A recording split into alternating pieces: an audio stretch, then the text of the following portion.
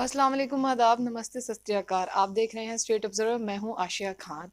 आज हमारे साथ बातचीत करने के लिए मौजूद हैं विजन कश्मीर के प्रेसिडेंट सुनील फोतेदार जी। आज हम इनसे बातचीत करेंगे और जानने की कोशिश करेंगे जो कश्मीरी पंडित कश्मीर से आए थे, अभी वो जम्मू में यहाँ पर रह रहे हैं, जो उनको राहत पैकेज दिया जाता है, उनको किस तरह की उससे दिक्कतों का सामना करना पड़ रहा है। क्या वो जो राहत पैकेज है वो सफिशिएंट है एक फैमिली का गुजारा करने के लिए, उनके बच्चों को स्कूल्स में पढ़ाने के लिए?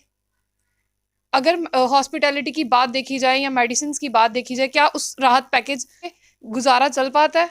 तो आज हम इन्हीं सब सिलसिलों में बातचीत करेंगे विजन कश्मीर के प्रेसिडेंट से। सर, सबसे पहले आपका खैर मकदम। बिल्कुल, बहुत बहुत शुक्रिया आसिया जी आपका। जी। और आपकी बात मैं सुन रहा था। सबसे पहले तो मैं आपको ये कहना चाहूँगा कि आपने एक बहुत अच्छा जो पॉइंट आज विषय के लिए आपने चुना है, राहत राशि के बारे में जो एक विस्थापित समाज को दी जाती है। और इस बारे में मैं आपसे एक बात कहना चाहूँगा कि ये एक बहुत दुख की बात है, बहुत अनफॉर्चुनेट है कि हम लोगों को ये राहत राशि की बात बार बार करनी पड़ती है, क्योंकि हम लोगों के साथ, चाहे वो पुरानी सरकारें रही हो या चाहे वो आज की लेफ्टिनेंट गवर्नर सरकार है या केंद्र की सरकार है, हम लोगों के साथ हमेशा एक मजाक ही किया गया है। एक ऐसी सिचुएशन में डाला गया है कि हम इस चीज़ को दोहराने के लिए मजबूर हो गए। ऐसी नौबत नहीं आती कि हमारे राहत राशि बढ़ाने का सवाल पैदा नहीं होता अगर सही समय पे सरकार ने सही स्टेप्स लिए होते हमारे को भी रिहेबिलिटेट करने के लिए। जैसे 2009 में भूतपूर्व प्रधानमंत्री जो हमारे नरेंद्र मनमोहन सिंह जी हैं, जब उन्होंने एम्प्लॉयमेंट पैकेज का गठन किया, हमने भी उससे पहले बहुत प्रयास किए, काफ़ी प्रयास किया कि हम ओवरेज हो जाएंगे, क्योंकि हमारे को भी कोई एम्प्लॉयमेंट का साधन दे दीजिए। मगर ये दुर्भाग्य है हमारा कि वो चीज़ नहीं हो गया। और हमारी जो स्थिति है, जो 40 से 50 और 50 से 60 के दरमियान हो गए, वो ओवरेज होते गए और राहत राशि पे ही निर्भर ही रह गए।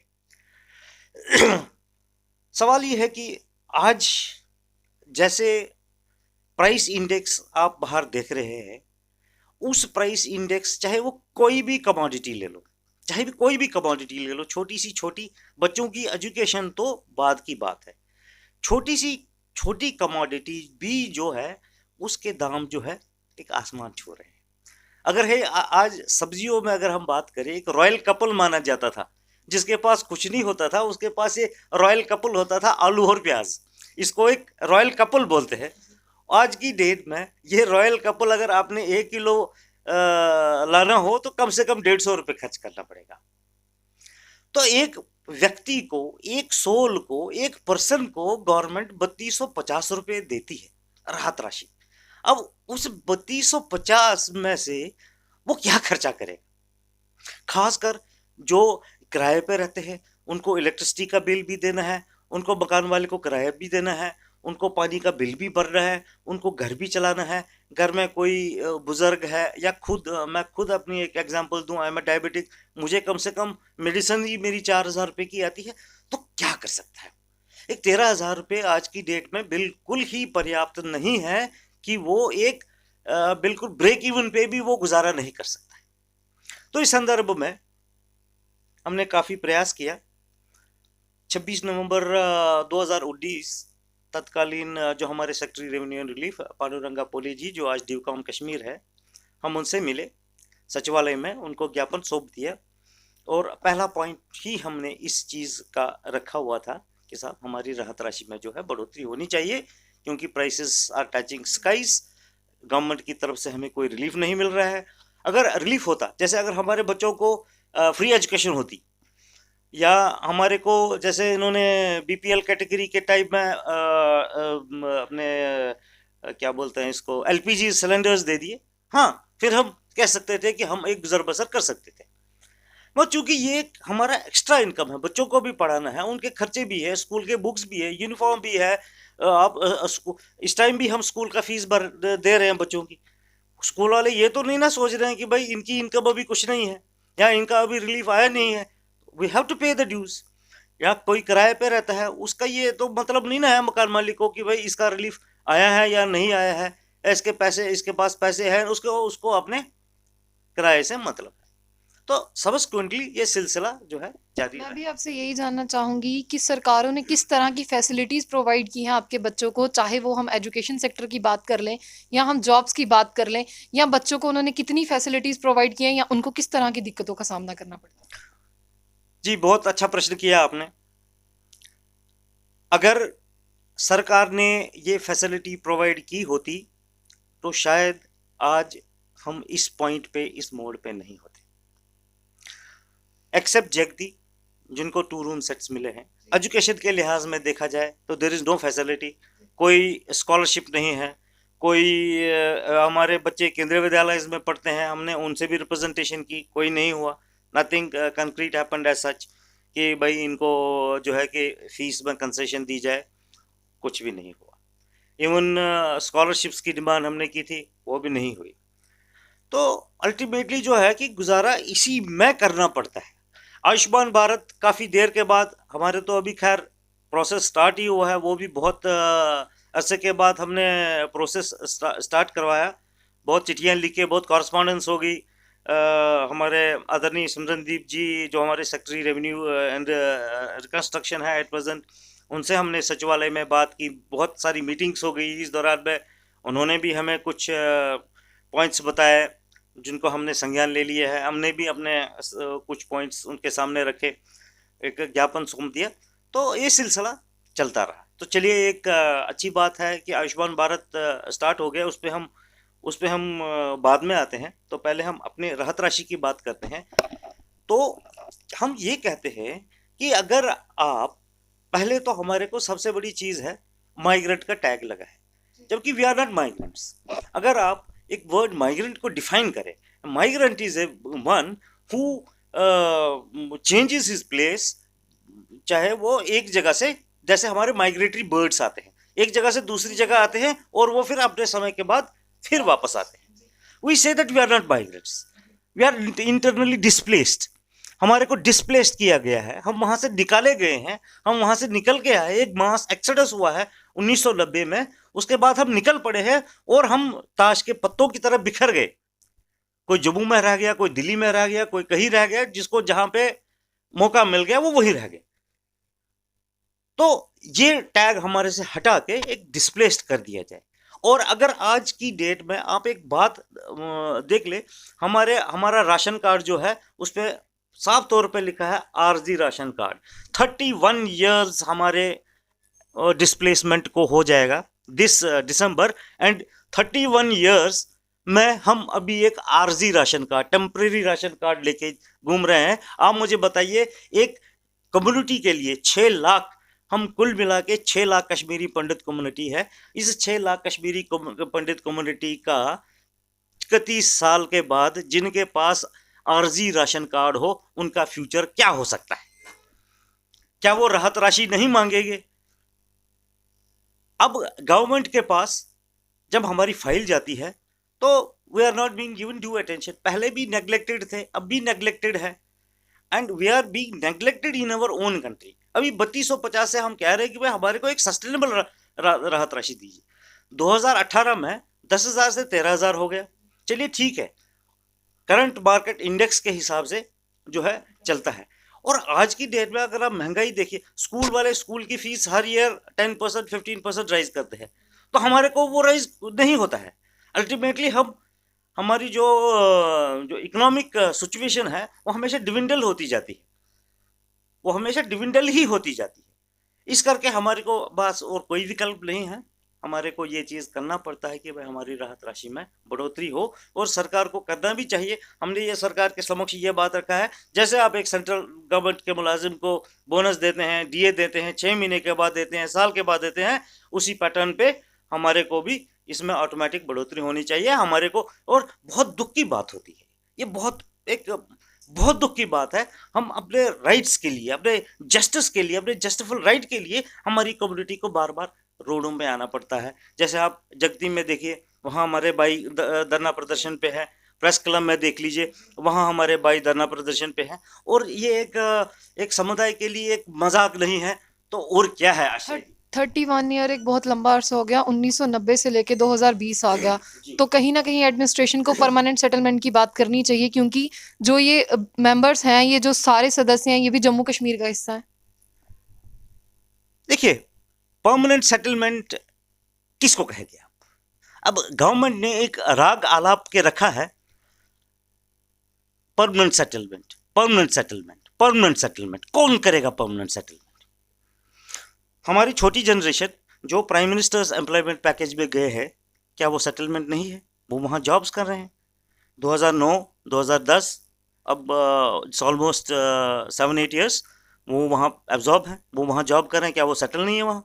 जब तक उनकी रिटायरमेंट नहीं होती है वो दे आर सेटल। अब रहा एक हमारी एल्डर जनरेशन जो ऑलमोस्ट रिटायर हो चुके हैं, उनके लिए एक ही बात है, चाहे वो कश्मीर में रहे, चाहे वो जम्मू में रहे या किसी अन्य प्रदेश में रहे, क्योंकि दे आर रिटायर्ड, उनको अब स्टेट से कोई लेने देना नहीं है। और बीच में एक तबका, एक ग्रुप अटक गया है, जो है ओवर एज रिलीफ होल्डर। और गवर्नमेंट को अगर रिटर्न वापस सक्सेसफुल करना है तो इसी तबके को उनको कॉन्फिडेंस में लेना पड़ेगा। इसी तबके को उनको कॉन्फिडेंस में लेके उनसे टेबल पे आके बात करनी पड़ेगी कि आप किस टाइप का रिटर्न चाहते हैं। अब उसमें भी मॉड्यूल है, आई एम टर्न 50, मैं वहाँ क्या काम करूँगा, क्योंकि मुझे काम भी तो करना है। वहाँ पे मैं ये नारा नहीं करूँगा मेरा राहत राशि दो, कुछ काम भी करना है, सस्टेन भी करना है। गवर्नमेंट हमें कहाँ बसाएगी? कोई पॉलिसी नहीं है। गवर्नमेंट हमें एज ए कंपनसेशन क्या दे देगी? वो कोई पॉलिसी नहीं है। और हमारी राहत राशि वहाँ मिलेगी नहीं मिलेगी? कोई पॉलिसी नहीं। ओवर एज वहाँ क्या करेगा, जिएगा मरेगा, उनके साथ कोई पॉलिसी नहीं है। Government of policy, government of India ये चाहता है कि कश्मीरी पंडित समुदाय को हम यहाँ से उठा के एक मुट्ठी भर जैसे वो आए थे वहाँ बैठा दें, और दुनिया को, वर्ल्ड को हम दिखाएंगे, देखो जी हमारे टेन्योर में हमने 360 370 को अबॉलिश कर दिया, 35A को अबॉलिश कर दिया, अब हमने कश्मीरी पंडितों को भी वापस कश्मीर में डाल दिया। और हमारे प्रधानमंत्री जी सब जगह पे बहुत फख्र से बोलेंगे कि ये हमने 370 धारा हटा दी, 35A हट गया, और अब हमारा जो है कश्मीरी पंडितों को भी हमने वापस। मैं ये जानना चाहूंगी, जो बच्चे हैं उनके लिए गवर्नमेंट जॉब में क्या प्रावधान है, कि उनको गवर्नमेंट जॉब पाने के लिए क्या करना पड़ता है? आयशा जी, एक बड़ा मजाक है। मैं कहता हूं, प्रधानमंत्री जो तत्कालीन थे सरदार मनमोहन सिंह जी, जो जिन्होंने ये एम्प्लॉयमेंट पैकेज दिया था, उन्होंने उसमें लिखा था special employment package for Kashmiri migrants, और मुझे नहीं लग रहा है कि उसमें कोई स्पेशल फीचर है। स्पेशल फीचर ये होता, एक सेंसस कर लेते, एक सर्वे कर लेते, डाटा हमारे रिलीफ कमिश्नर साहब के पास है, जिस घर में एम्प्लॉय नहीं है उस घर में एक एम्प्लॉयमेंट दे देते, वो स्पेशल होता।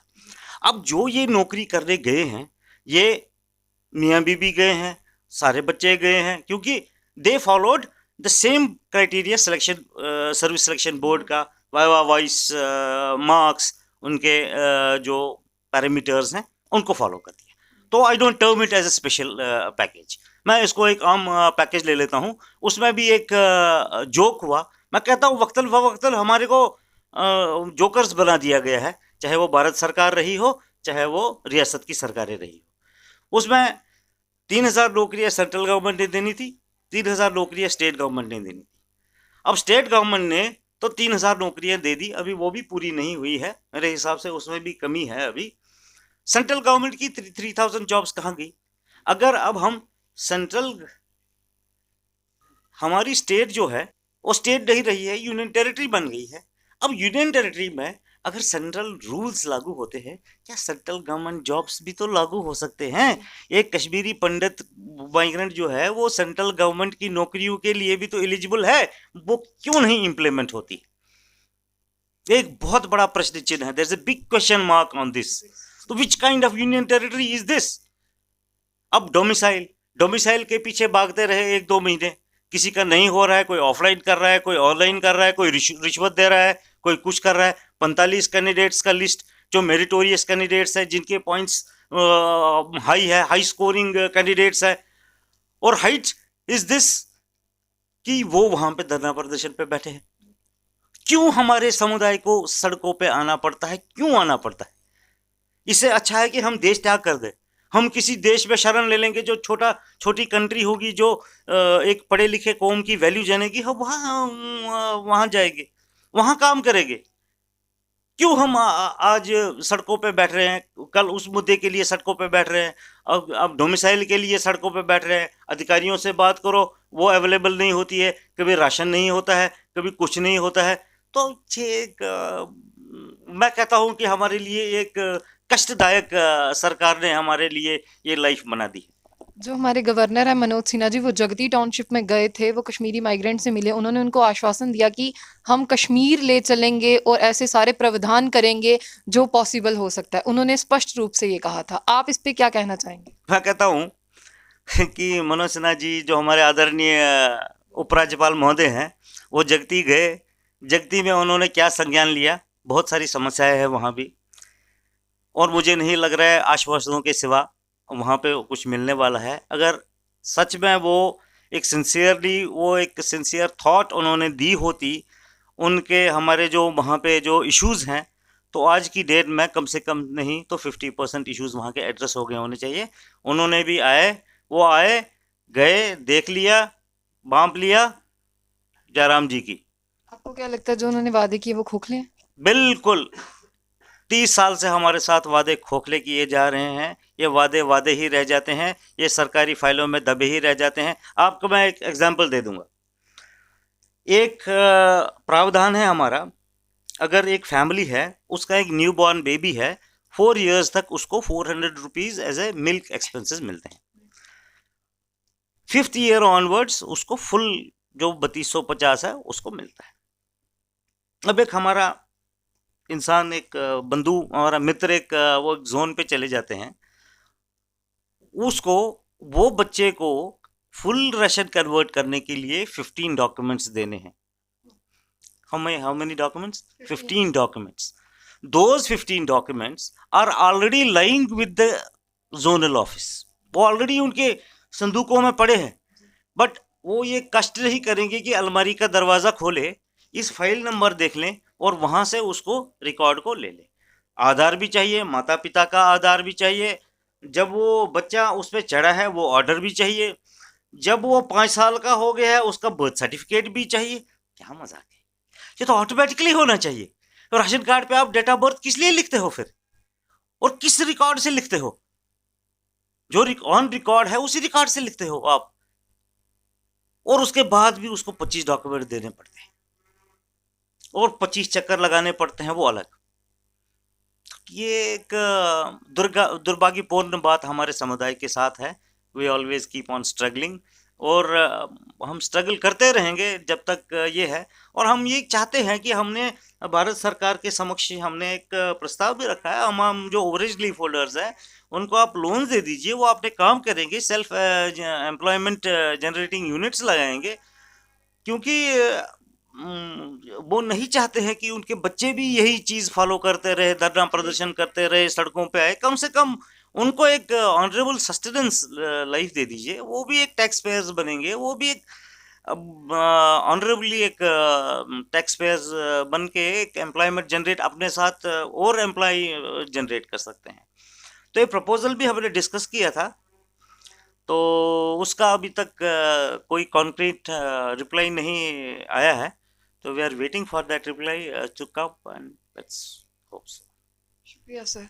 ये थे हमारे साथ विजन कश्मीर के प्रेसिडेंट सुनील फोतेदार जी, जिनसे हमने बातचीत की। 1990 से लेकर अगर 2020 की बात की जाए, आज तक स्ट्रगल करना पड़ रहा है। अगर परमानेंट सेटलमेंट की बात की जाए, एडमिनिस्ट्रेशन की तरफ से परमानेंट सेटलमेंट के प्रावधान तो किए जाते हैं, बट कभी भी ग्राउंड लेवल पर आकर परमानेंट सेटलमेंट की बात नहीं की जाती। तो किस तरह की प्रॉब्लम्स फेस करनी पड़ती हैं बच्चों को एजुकेशन सेक्टर में, हॉस्पिटैलिटी के सेक्टर में। तो अभी जो मनोज सिन्हा जी थे, जब वो जगती टाउनशिप में गए, उन्होंने स्पष्ट रूप से ये कहा था कि कश्मीरी जो माइग्रेंट्स हैं उनके लिए सोचा जाएगा। तो अभी तक सिर्फ उन्होंने स्पष्ट रूप से कहा ही है, तो अभी सोचा नहीं गया है। तो आज हमने बातचीत की विजन कश्मीर के प्रेसिडेंट से इन्हीं सब मुद्दों पर। तो ऐसी और भी अपडेट्स के लिए जुड़े रहिए स्टेट ऑब्जर्वर के साथ।